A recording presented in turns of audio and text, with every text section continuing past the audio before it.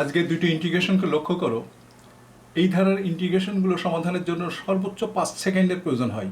এটা 5 সেকেন্ড, এটা 5 সেকেন্ড, এই দুটি ইন্টিগ্রেশন মোট 10 সেকেন্ডে সমাধান করে ফেলা যায়। তো বিষয়টা হচ্ছে তার জন্য ছোট্ট একটা নিয়ম, ছোট্ট একটা সূত্র তোমাদেরকে জানতে হবে। কিন্তু এই সূত্র জানা থাকলে এই ধারার গণিতগুলো আমরা 5 সেকেন্ড অর্থাৎ দুটো অঙ্ক 10 সেকেন্ডে সমাধান করতে পারবো। কিন্তু আমরা এই ধারার গণিতগুলো সমাধান করি যেভাবে, সেটা আগে তোমাদেরকে দেখিয়ে দিই।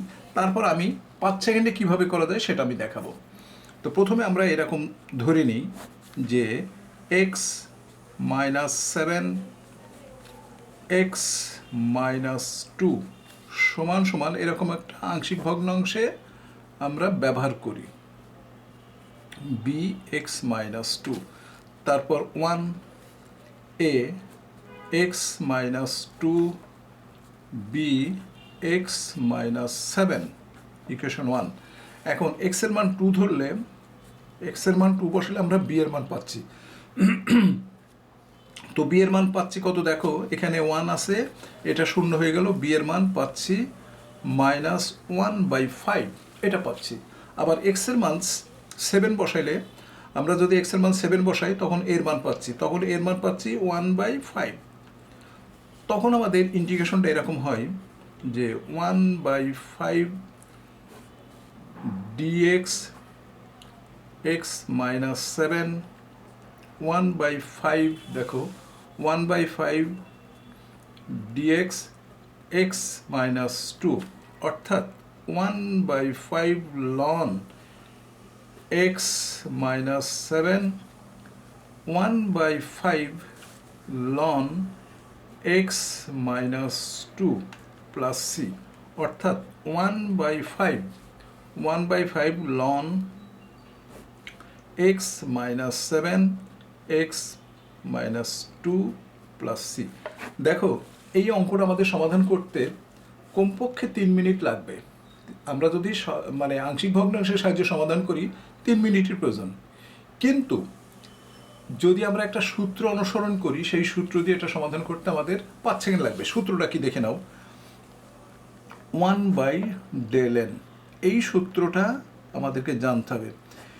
SL S/L, S হচ্ছে স্মল আর L হচ্ছে লার্জ, আর del n হচ্ছে এই দুটো দেখো 7 এবং 2 এর পার্থক্য কত, 7 এবং 2 এর পার্থক্য হলো 5, এই del হচ্ছে 5 এবং ln x-7 থেকে ধরো x একটা নির্দিষ্ট সংখ্যা, তার থেকে যদি 7 বাদ যায়, যদি 2 থাকে তাহলে x একটা নির্দিষ্ট সংখ্যা, 2 বাদ দিলে এর থেকে বড় মান এটা আমরা বুঝতে পারছি। তাহলে বড় মান হলো নিচে থাকবে আর ছোট মান উপরে থাকবে। তাই x-7 ছোট মান, x-2 বড় মান। এই সূত্রটা যদি আমরা অনুসরণ করি, দেখো এই সূত্রটা যদি অনুসরণ করি তাহলে এই অঙ্ক সমাধান করতে আমাদের সর্বোচ্চ 5 সেকেন্ড লাগে। এরপর আমরা দ্বিতীয় অঙ্ক দেখব। দেখো দ্বিতীয় অঙ্কটা আমরা যদি সলিউশন করি, দ্বিতীয় অঙ্কটা দেখো, এই অঙ্কটা যদি আমরা ওই নিয়মে সহজ নিয়মে সমাধান করি তাহলে মুখে মুখে আমি উত্তরটা বলে দেবো, 1/4 ln x+1 x+5। এখন প্রশ্ন হলো, এটা হচ্ছে এই অঙ্কের সলিউশন। এখন প্রশ্ন হলো আমি কেন x+1 উপরে লিখলাম। আমি আগেই বলেছি s/l, s হচ্ছে ছোট সংখ্যা, ধ্রুব সংখ্যাটা দেখো ছোট, 5 ধনাত্মক সংখ্যা ধরলে এটা ছোট সংখ্যা আর 5 বড় সংখ্যা। সেই জন্য আমাদের সূত্র হচ্ছে 1/, এই দুটো ধ্রুব সংখ্যার পার্থক্য প্রথমে বসবে এবং ln x+1 ছোট সংখ্যাগুলো উপরে বসবে আর বড় সংখ্যাটা নিচে বসবে। তো বুঝতে পারছো এই ধারার গণিতগুলো আমাদের সমাধান করতে এরকম সময় লাগবে। এখন মনে করো এরকম একটা অঙ্ক আসলো তোমার, dx x-8 এবং x+1। তো এখন দেখো এটার সলিউশন হবে 1/9, কারণ 1 থেকে -8 বাদ দিলে প্লাস হয়।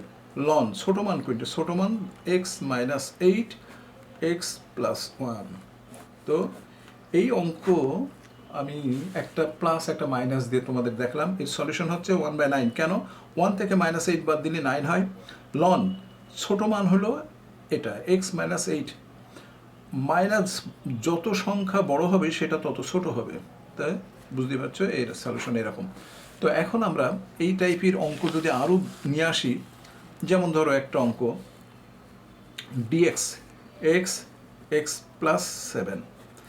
এখন এখানে কি 7 1/7 লন এক্স এক্স প্লাস 7, এটা হচ্ছে এই অঙ্কের সলিউশন। তো বুঝতে পারছো এই ধারার গণিতগুলো অবশ্যই আমাদেরকে জানতে হবে, শিখতে হবে। আমরা পরীক্ষায় ভালো করতে হলে আমাদের সমস্ত নিয়মগুলো, সমস্ত বিষয়গুলো অবগত থাকতে হবে, হোক সেটা ইন্টিগ্রেশন, হোক সেটা ডিফারেন্সিয়েশন, অন্য যে কোনো অঙ্কই হোক, এইরকম সূত্র তোমাদেরকে অবশ্যই জানতে হবে। তা আজ এই পর্যন্তই।